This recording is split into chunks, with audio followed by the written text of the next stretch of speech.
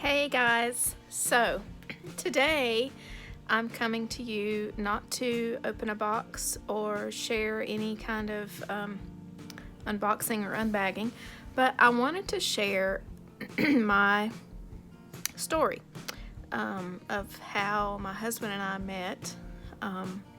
So it's a long story, so I'm going to try to shorten it. And pardon that, my hair is always up. I'm trying to let it grow back out. I used to have it all the way down my back, and this one lady decided to trim it, and yeah, cut quite a bit of it off. So anyway, it needed it. It was damaged, so yeah. Anyway, so I'm in the process of letting it grow again. Back, I want it down my back again. So here is, I'll show you first my wedding picture. Don't know if you can see that or not very well. My sister-in-law took that out of a barn. Isn't that so pretty? So I'm here to tell you guys this because I want everyone to have the fairy tale that I ended up with. And if you're out there and you are giving up, or you don't believe in fairy tales and you don't believe it can happen to you, hang tight, because I'm telling you, even at my age, it can happen. And God saw fit to bless me this way. So anyway, here goes. So I was married to my daughter's father for 19 years.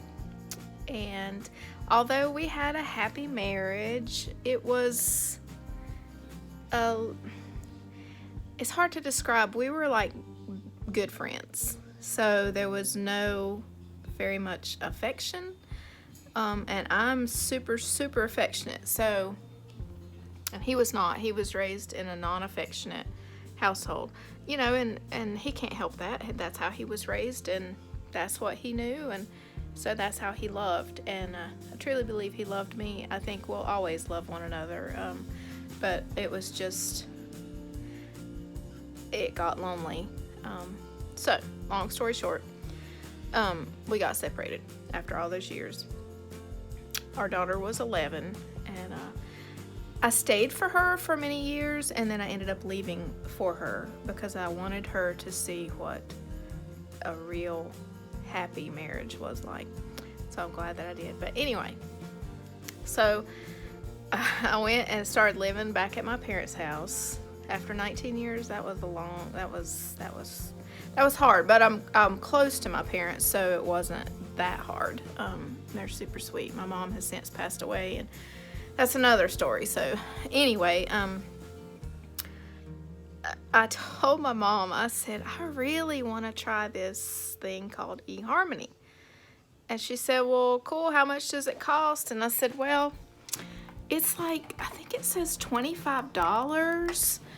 And she said, oh, well, that's good. And she said, I'll pay that for you. Because, you know, I mean, I was a single mom at that point, separated mom. And I homeschooled my daughter. So she said, yeah, I'll pay for it for you. I said, okay. Well, after about a few weeks, she said, I hate to tell you this, but that $25 was $250. So, but she said, look, I don't mind. I'm glad to do it. So she did, her and my dad. So, but it was quite funny that we found out later it was $250. Whew, this lighting makes me look odd. It's just sunlight outside. So anyway, so I got on eHarmony. This was 10 years ago. I put a picture of myself and of my daughter, who's 11 at the time. She's 20, almost 21 now. So that tells you how long ago it was. Anyway, so got on there, started talking to different people. Thought, what in the world am I doing after all these years? But then I met this one guy. And I swear his picture was adorable, but he was standing out at the beach, and for some reason it looked like he had a peg leg on one of his legs. And I was like, oh my God, this guy's cute. He had said hello to me, because you can click hello and different things, a bunch of different ones to do that, and that just lets them know that they're interested in learning more about you. So I said hello back, thinking this dude's got a peg leg, but I'll say hello. And lo and behold, he did not have a peg leg, but the way the picture was taken, it looked like it. So we had a big laugh about that afterwards. So anyway, we got on there, and I don't know if you know how eHarmony works, but it is, you don't get to talk directly to, you do talk directly to each other, but it is like in a format that they choose. You get to pick from like different things you can say, so you don't really get open conversation for a while. So eventually we made it all the way to the open conversation, which some people I didn't. I was like, I don't like, I mean, you can kind of tell. So, and I was gonna be really picky. So this guy and I started talking. His name is Joel, and only thing I didn't like about him was his peg leg. So we start talking, and he's super sweet. Come to find out, he has an 11-year-old daughter as well. And his 11-year-old daughter is the one that created his eHarmony page, because he thought it was crazy. He said, I'm not doing that. So his wife had left him, and about a year earlier, and he was from Georgia. And so I was in North Carolina. And so we talked, and finally we decided to meet. Well, I was scared. I mean, you don't know this day and time people, you just can't trust them. So I went and had a background check done. Actually, my best friend at the time, who is now married to my ex-husband, paid for the background check for me. It's kind of ironic, but anyway, so she paid for it, and it was like $50. So I had him checked out, and he checked out fine. Now, since he laughs about that, he's like, I can't believe you had me checked out. But I mean, hey, I'm not gonna just go meet somebody, So anyway, we met at a restaurant called Carrabba's. I don't know if you've ever heard of it. It's a nice Italian restaurant. So we sat down, and I kid you not, we could not look each other in the eye. It was that strong of an attraction. We didn't either one eat. We got food, but we just sat there and looked at it. I think maybe I took a bite, he took a bite, and then the rest of the time we were trying to look at each other, but we kept looking away. It was a magnetic attraction. I mean, just, we had been talking for 3 or 4 months at this point, so we pretty much knew one another as far as, enough to have things to talk about. So we talked a lot about our kid, because we both had an 11-year-old daughter and very close to them. So long story short, he is the love of my life. I don't know how or why God chose to bless me like he has. And he feels the same way about me. It's like we are soulmates. And I know some of you are probably going, but seriously, those guys are out there.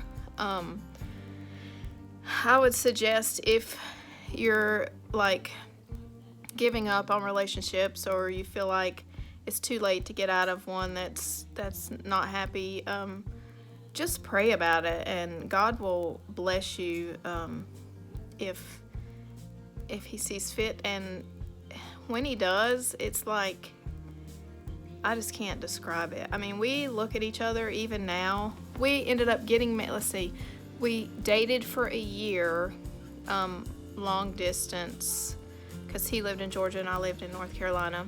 He ended up moving here. Oh, this is some more of the story.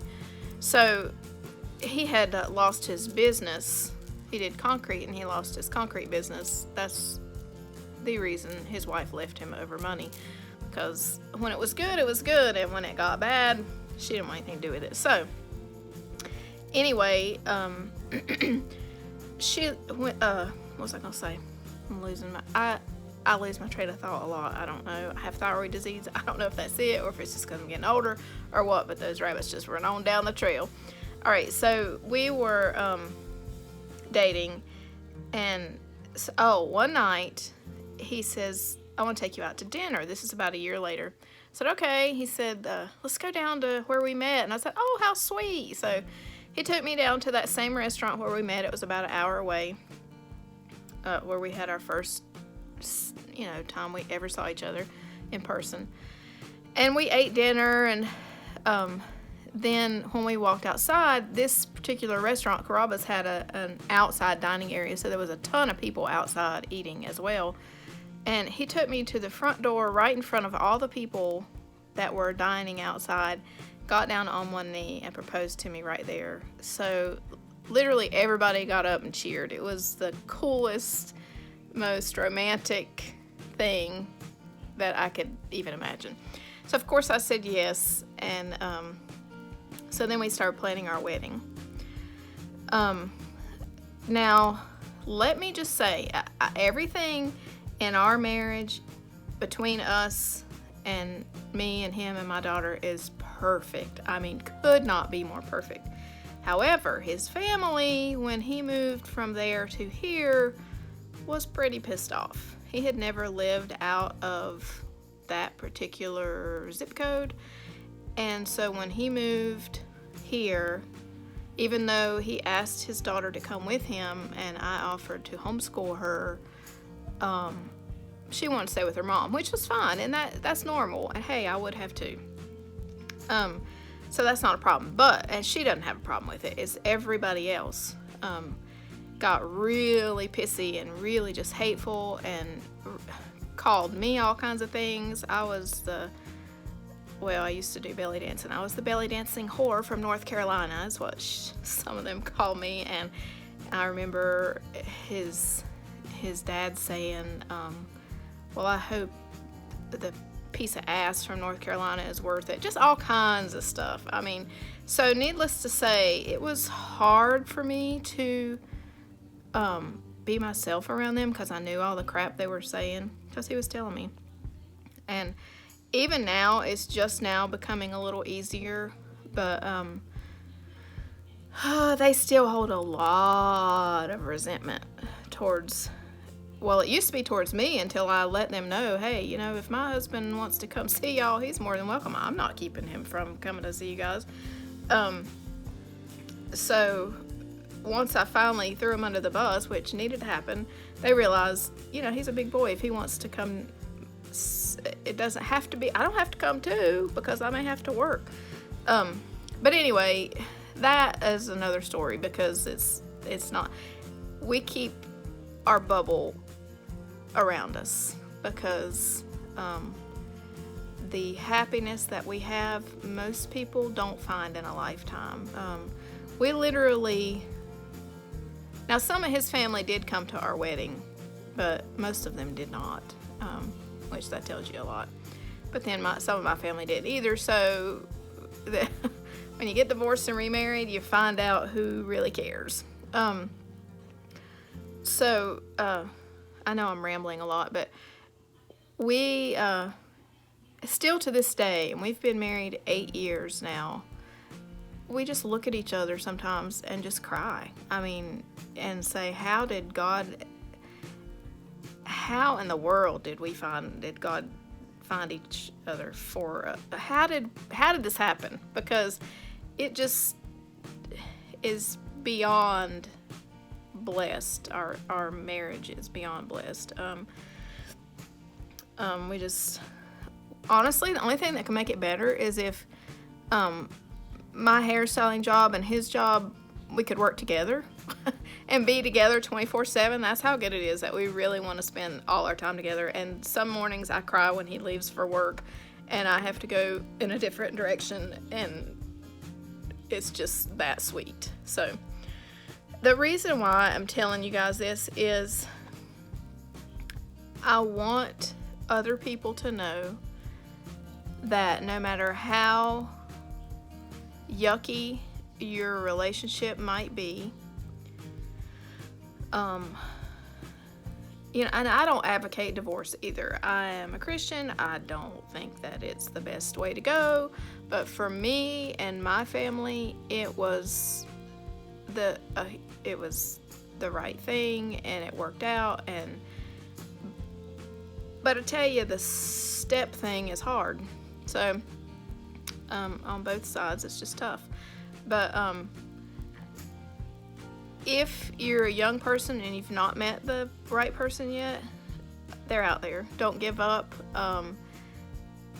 Fairy tales do exist. I'm living proof. I have the sweetest, most loving, most adorable husband in all the world. He would take a bullet for me and I for him. I adore him. I can't wait till he comes home every day. We grab each other and hug each other like it's the first time we've seen each other. It's the sweetest, most amazing thing. And he loves my daughter as his own, and you can't ask for more than that.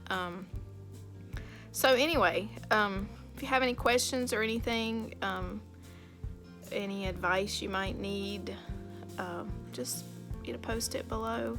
I would love to. I have such a wonderful story that it's worth sharing, and I would love to help other people that might be in it. I don't know how I can help, whether I can talk you through it or what, but just basically my words of wisdom for you are: fairy tales do exist. Whatever you're in now, do not give up on the situation. God can change. God can heal marriages, and I truly believe that.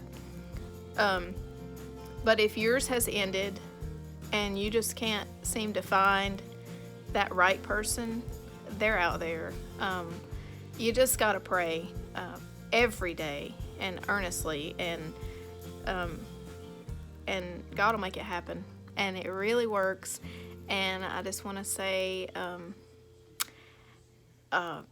and don't, and I'm a huge advocate for eHarmony. Get on there, pay the whatever it is, $200 and some for a year's subscription. It is worth it. Me and my husband, you have to take a quiz. It took me 2 hours to fill out all the questions. Took him about 2 hours as well. His daughter set his up for him. I think I said that, but he answered the questions, and it really, we are exactly the same person. He's male, I'm female. We're 99.8% alike, I think is what it said. So now, yeah, whenever you get into an argument, because that happens. Hey, we're human. Very rarely do we ever argue, but when we do, we know exactly what to say to make it stop, because we're the same person.